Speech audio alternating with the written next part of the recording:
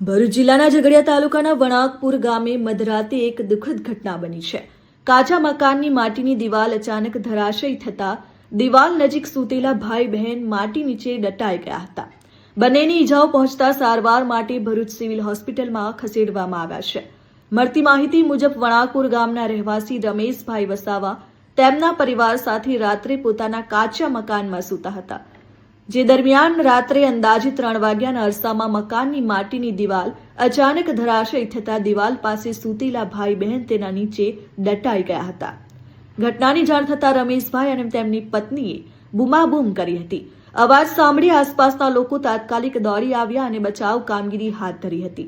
સ્થાનિક લોકોની મદદથી માટી નીચે દટાયેલા નરેશ વસાવા અને સંગીતા વસાવાને બહાર કાઢી તાત્કાલિક સારવાર માટે ભરૂચ સિવિલ હોસ્પિટલમાં ખસેડવામાં આવ્યા।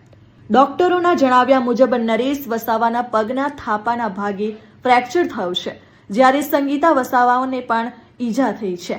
હાલ બંને ભાઈ બહેનની ભરૂચ સિવિલ હોસ્પિટલમાં સારવાર ચાલી રહી છે। આ ઘટનાએ સમગ્ર વણાકપુર ગામમાં ચિંતા અને દુઃખનો માહોલ સર્જ્યો છે।